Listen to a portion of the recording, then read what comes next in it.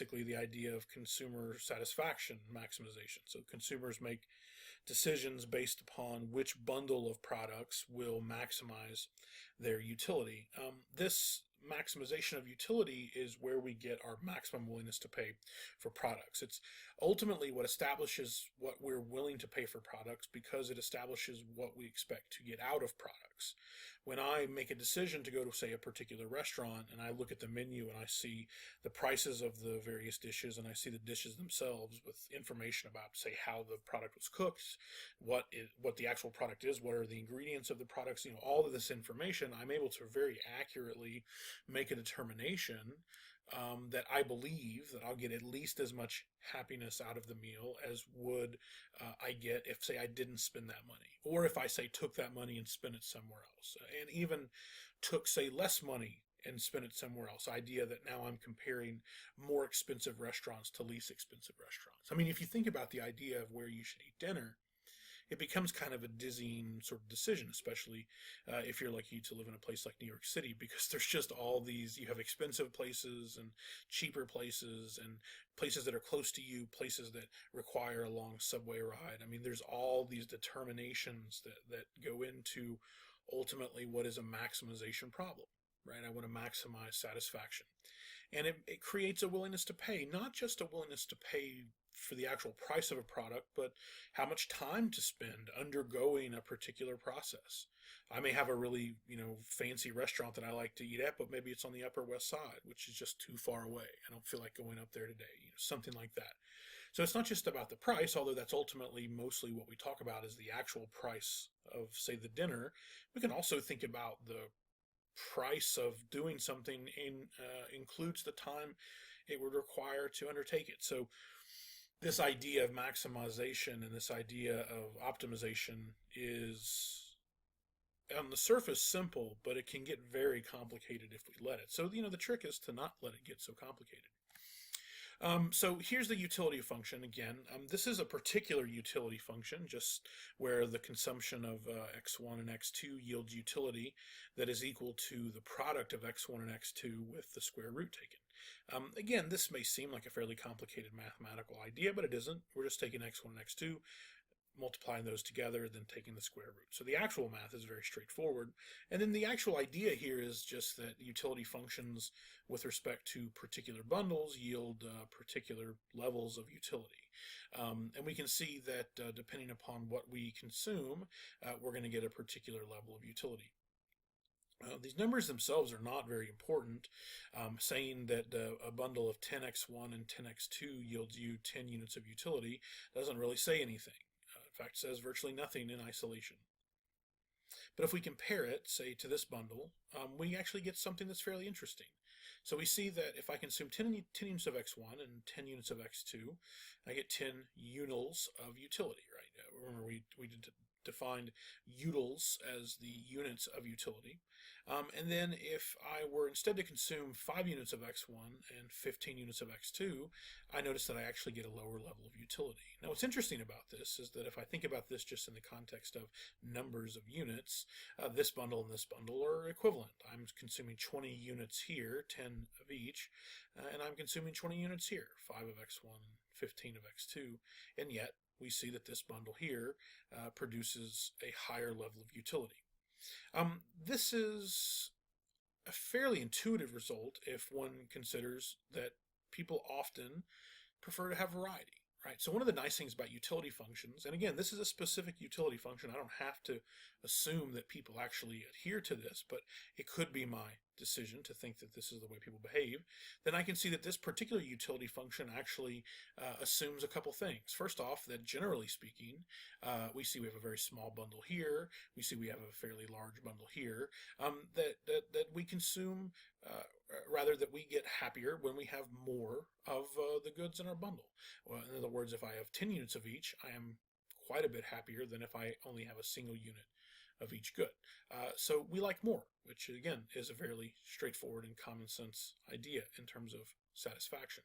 The second one, which is perhaps not quite as straightforward, although I think most of us would agree fairly intuitive, is that not only do I prefer more, but I tend to prefer even amounts of two goods as opposed to extreme amounts of either of goods. So, for example, 10 units each of the two goods yields me 10 units of utility. However, if I only consume 1 unit of X1 and I consume 19 units of X2, I see that my utility is considerably lower. Because I'm consuming so many X2, I'm falling prey to diminishing marginal returns. Absolutely. And so the basic idea here is that not only are utility functions simple, right? I just plug numbers in, they give me levels, but they also can be constructed in such a way that they actually create fairly intuitive outcomes. If you think back to the second lecture where we talked about this idea of heuristics, we create frameworks for understanding how people make decisions. Utility functions are strong because they're simple, but they're also strong because you can construct them in such a way where they actually behave the way we tend to think humans will behave. So I just think this is a fairly interesting result that comes from what ultimately is a fairly straightforward utility function. All right, so previously we've just defined the idea of marginal utility, which is just the change in utility divided by the change in consumption of a good, here X1. This tells us the extent to which consuming additional units of X1 increase our happiness or increase our utility. And again, this is a part of that thinking on the margin. We've discussed in class how, regardless of whether you're a baseball team in the context of the movie Moneyball, or whether you're a student deciding how much you should study versus how much Netflix you should watch, that basically we want to often think about these problems in the context of marginal or incremental changes. So how many hours of studying versus how many hours of Netflix is perhaps a better way to think about studying versus Netflix than should I simply study or should I simply Netflix. So in a sense, it allows us now to have an optimization problem, to actually have a problem to solve if we think incrementally. And so in the context of Moneyball, this was, okay, which particular statistic do we want to maximize? In that context, they wanted to score as many runs as possible each game, so ultimately they tried to maximize on-base percentage because they figured that if you maximized on-base percentage, you would therefore maximize runs scored each game. And we saw that it was fairly successful for them. So here again, we're just kind of thinking on the margin. And here we have a same utility function as before. And what I'm doing here is I'm holding the consumption of X2 constant at 10 units, and I'm simply increasing the consumption of X1. And again, it's the same utility function. I'm just plugging these numbers in, and I'm just looking at my behavior of utility. And a couple things I think should sort of be pointed out here. First off, again, this is fairly simple mathematics, so regardless of whether this looks complicated, notice that we're just plugging numbers in. So, nothing necessarily to be afraid of, but also notice how instructive this is. So this is the different levels of utility that I experience with these particular bundles. I see that as I increase my consumption of X1, as I would expect, my utility is rising.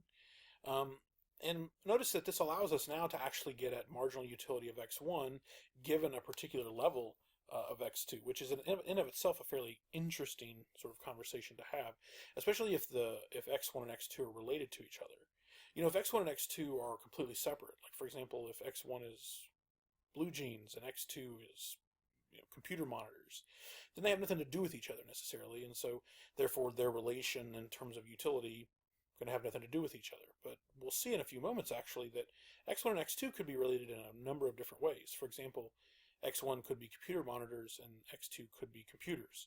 And so in fact you will often see these two goods consumed at the same time. And so therefore the marginal utility that they have for each other will actually in some cases be related to each other.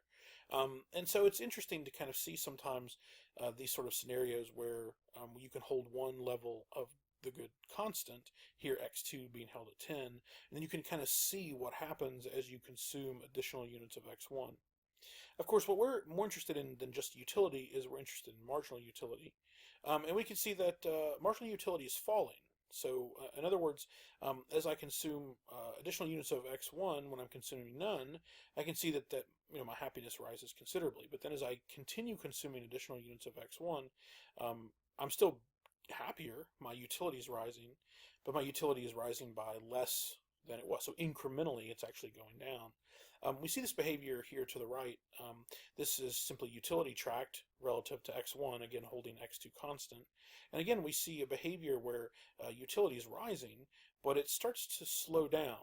Mathematically, we would say that this is increasing at a decreasing rate. So it's going up, but the amount that the function is going up is getting less and less and less each time. Again, diminishing marginal returns. You'll see this show up a lot. Okay, so the idea here is just as I consume additional units of x1, my marginal utility is falling, despite the fact that my utility is actually rising. So again, it's just another way for us to see that these utility functions can have very intuitive outcomes.